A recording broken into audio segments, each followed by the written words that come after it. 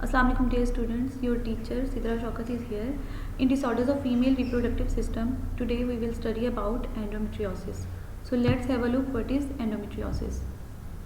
Endometriosis is a benign condition in which the endometrial cells that normally line the uterus are dispersed or scattered throughout the pelvic cavity.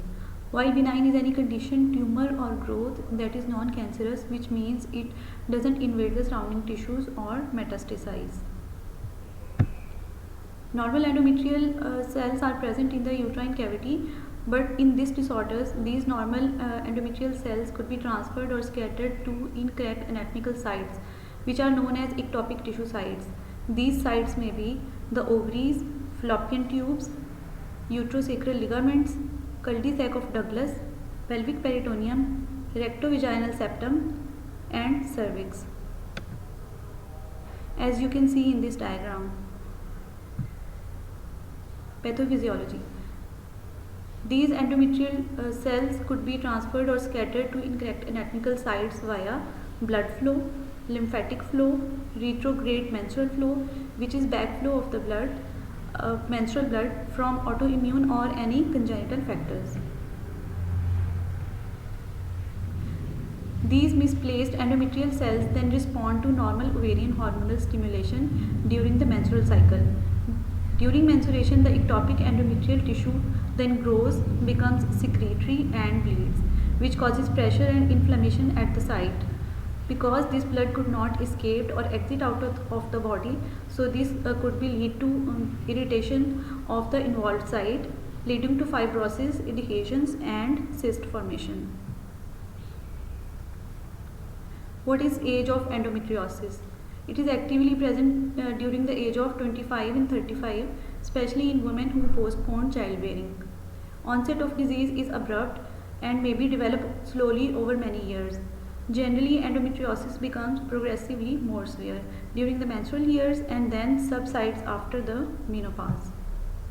Risk factor of the disease involve family history, delayed childbearing, retroflexed uterus, use of an intrauterine device, polymenorrhea, hypermenorrhea and menstrual periods that last longer than 35 days.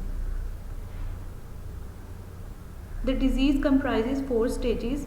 Stage number 1 is minimal disease, stage 2 signifies mild disease, stage 3 indicates moderate disease, stage 4 indicates severe disease.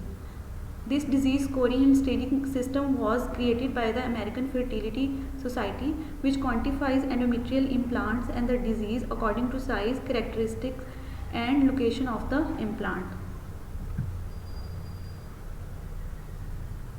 Many women with advanced disease are asymptomatic. Clinically, they are asymptomatic. The disease is discovered when they undergo testing related to infertility. The chief symptoms of the endometriosis is painful menstruation, dysmenorrhea. Other symptoms of endometriosis include dyspareunia, abnormal uterine bleeding.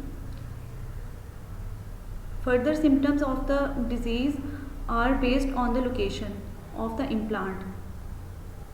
For example, if implant is located at the site of appendix and small bowel, then the symptoms may be nausea and vomiting and abdominal cramps. If it is bladder, then suprapubic pain, dysuria and hematuria be experienced.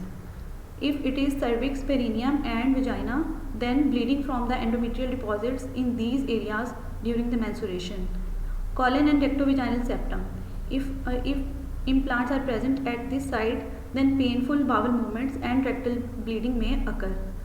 Ovaries and oviduct leads to infertility. How to diagnose this disease? The diagnosis of endometriosis is determined by the patient history and physical examination. Biopsy may be done, which is done via laparoscopy. Vaginal ultrasonography, complete blood count, cultures and blood test for sexually transmitted diseases may be done. And Pap test is done, urinalysis done. Treatment of the disease depends upon the patient's age, symptoms and stages of the disease, and also on the desire to have children. Drugs may be used to treat endometriosis. Conservative therapy includes androgens such as danazol, which is synthetic steroid.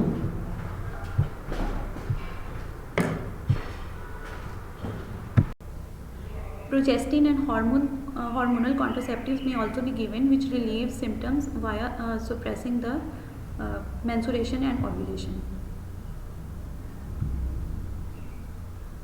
Further management may include laparoscopy, which is done under general anesthesia, may be used to diagnose and treat the endometriosis. Women with severe symptomatic painful endometriosis may decide to undergo bilateral self-injo-oophorectomy and total abdominal hysterectomy.